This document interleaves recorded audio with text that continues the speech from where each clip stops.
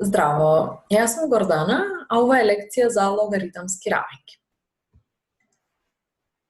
Логаритамските равенки се равенки во кои што е непознат некој од елементите на логаритамот. За таа цел, најпрви да го повториме основниот логаритамски идентитет. Тој гласи: логаритам се основа од b еднакво на x, еквивалентно на a на x еднакво на b, каде што основата a е позитивен број различен од бројот 1. Логаритамските равенки кои ќе ги разгледуваме во продолжение припаѓаат на две големи групи од логаритамски равенки. Првата е логаритамски равенки кои се решаваат со примена на правилата за логаритмирање, а втората група е логаритамски равенки кои се решаваат со воведување смена.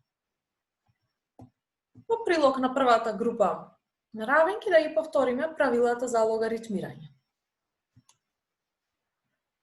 Имаме правило според кое што може да собираме логаритми со еднакви основи, да одземаме логаритми со еднакви основи, да трансформираме логаритам каде што логаритмот е степенуван или коренуван, при тоа секаде основата да биде позитивен број различен од бројот 1.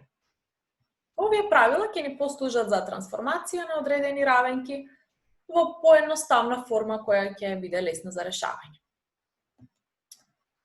Првиот пример од првата категорија на равенки гласи: логаритам со основа 3 од x еднакво на 4. Пред да преминеме на решавање на логаритамска равенка, најпрви е важно да ја одредиме нејзината дефинициона област. Што е дефинициона област на една равенка? Тоа е множеството од дозволени вредности за непознатата, за да знаеме каде може таа да припаѓа и дали она што ќе добиеме пропратно во решавањето на вистина е решение на зададената логаритамска равенка. Така, знаејќи дека логаритмот треба да биде позитивен број, забележуваме дека треба да припаѓа во интервалот од 0 од плюс бесконечност и сега преминуваме на решавање на логаритамската равенка со примена на основниот логаритамски идентитет. Според него, x еднакво на 3 на четврта еднакво на 81. 81 е позитивен број, значи припаѓа во дефиниционата област на равенка и е нејзино решение. Во пример 2 имаме малку посложен израз во логаритмандот. Па знаејќи дека 3x минус 5 сега треба да биде позитивен број, заклучуваме дека дефиниционата област на оваа равенка е интервалот од 5/3 до плюс бесконечност, а со примена на основниот логаритамски идентитет добиваме дека 3x минус 5 е еднакво на 7 на квадрат. Со решавање на оваа едноставна равенка добиваме дека x е еднакво на 18, кое што припаѓа во дефиниционата област на равенката и е нејзино решение. Во третиот пример, непознатата се наоѓа во основата на логаритамот, според што дефиниционата област на равенката е од 3 половини до плюс бесконечност, а со примена на основниот логаритамски идентитет добиваме дека 2x минус 3 на трета е еднакво на 125, од каде што x еднакво на 4 е решение на дадената логаритамска равенка. Во пример 5 имаме два логаритми на двете страни од равенството. Важно најпрви да се забележи е дека основата е еднаква на двете страни. Двете страни имаме логаритам со основа 8, што ни кажува дека ако двата логаритми се со еднакви основи, се еднакви помеѓу себе, тие имаат еднакви логаритманди. Пред да преминеме на изедначување на вредностите на логаритмандот од левата и десната страна, да забележиме која е дефиниционата област на оваа логаритамска равенка. Знаејќи дека 5x плюс 1 е позитивен број, x плюс 1 на квадрат треба да биде позитивен, заклучуваме дека x припаѓа од минус 1/5 до плюс бесконечност, а со изедначување на 5x плюс 1 и x плюс 1 на квадрат добиваме квадратна равенка, чијшто решенија се 0 и 3. И бројот 0 и бројот 3 припаѓаат во дефиниционата област на логаритамската равенка, а тие се решенија на зададената логаритамска равенка.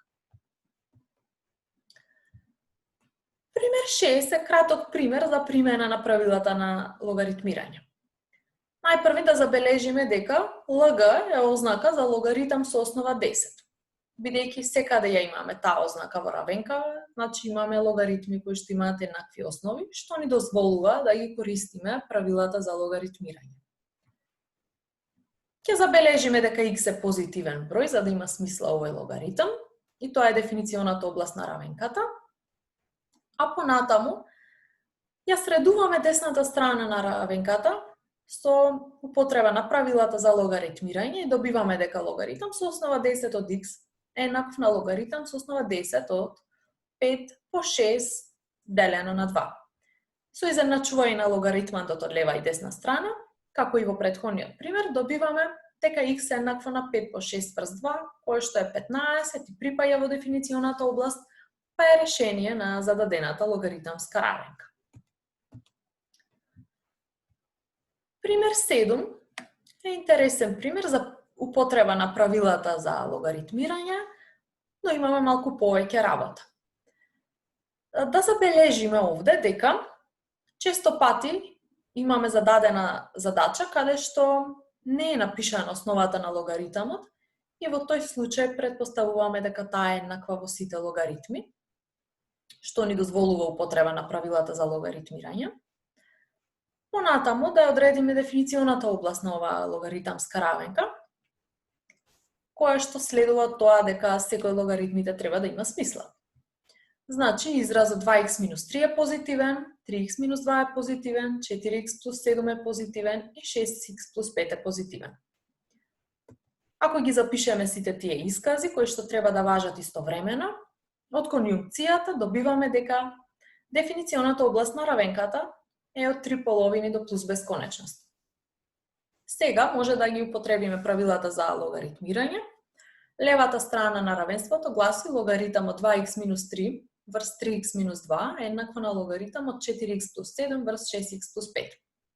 Ако ги заначиме логаритмандите од двете страни, ја добиваме оваа равенка во која што може да се помножи накрсно, бидејќи знаеме дека секој од овие изрази е позитивен. И накрај ја добиваме линарната равенка 21x еднакво на минус 1. Решение на оваа линарна равенка е минус 1 врз 21. Но оваа вредност не припаја во дефиниционата област на логаритамската равенка, па заради тоа и таа не е решение на зададената логаритамска равенка. Следниот пример е прв пример за втората категорија на логаритамски равенки, кои што се логаритамски равенки што се решаваат со воведување смена. Смената значи дека некој израз ќе го спакуваме во нова променлива за да добиеме поедноставна форма на равенка која што знаеме да ја решиме. Оваа равенка гласи логаритам со основа 10 од x на квадрат минус 3 пати по логаритам со основа 10 од x плюс 2 еднакво на 0. Обликот на оваа равенка треба да не потсеќа на квадратна равенка и да ни навести која ќе биде смената што ќе ја воведиме. Најпрви да забележиме дека дефиниционата област е од 0 до плюс бесконечност, за да има смисла логаритамот, а понатаму воведуваме смена за изразот логаритам од x. Смената ќе ја наречеме y и со оваа смена равенката го добива обликот y на квадрат минус 3y плюс 2 еднакво на 0. Ова е квадратна равенка која што се решава со формулата за решавање на квадратна равенка и нејзини решенија се 2 и 1. Сега треба се вратиме во смената и да видиме дали овие решенија имаат смисла во зададената логаритамска равенка. За првото решение, ако y е 2, добиваме логаритам со основа 10 од x да биде 2, што е еквивалентно на тоа x да биде 10 на квадрат еднакво на 100. Според втората вредност, за y1 добиваме логаритам со основа 10 од x еднакво на 1, што е еквивалентно на x еднакво на 10 на прва еднакво на 10. И двете вредности 100 и 10 се вредности кои што припајаат во дефиниционата област на логаритамската равенка, а и двете се нејзини решенија. Во следниот пример имаме логаритамска равенка каде што логаритамот се јавува во улога на именител. Се разбира дека најпрво ќе напомениме дека x треба да е позитивен број за да има логаритамот смисла. А понатам размислуваме како покрај воведувањето смена може да ја средиме некако или трансформираме оваа равенка до форма што е лесна за решавање. Покрај воведувањето смена и ќе прошириме равенката. Ќе помножиме со логаритам од x од двете страни, знаејќи дека логаритам од x не е еднакво на 0. И тогаш ја добиваме оваа логаритамска равенка, 5 пати по логаритам од x на квадрат плюс 2 еднакво на 7 по логаритам од x. Сега ја воведуваме смената y еднакво на логаритам од x и ја добиваме квадратната равенка 5y на квадрат минус 7y плюс 2 еднакво на 0. Нејзини решенија се 1 и 2 петтини. И со враќање во смената, добиваме дека ако логаритам од x е еднакво на 1, x е еднакво на 10, ако логаритам од x е еднаков на 2 петтини, x е еднаков на 10 на 2 петтини. И двете вредности припаѓаат во дефиниционата област на логаритамската равенка и се нејзини решенија. И последниот пример, интересен пример, каде што гледаме дека непознатата ни се јавува на две места и како основа на степен и како улога во експонентот на тој степен. Овие равенки ги решаваме со логаритмирање на двете страни од равенството. За да биде полесна, најпрво ја трансформирав равенката со користење на правилата за експоненти. Може да се запише како x на трета врз x на логаритам од x еднакво на 100. Секако дека треба да напомениме која е дефиниционата област, дека x е позитивен број. И логаритмираме од двете страни на равенството со логаритам со основа која што очигледно дека треба да биде 10, затоа што веќе тука ја имаме основата 10 на логаритамот.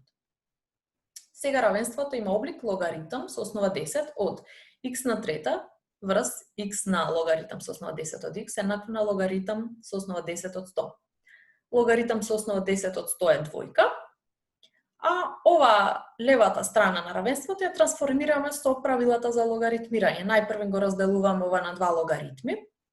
Логаритам со основа 10 од x на трета минус логаритам со основа 10 од x на логаритам од x еднакво на 2.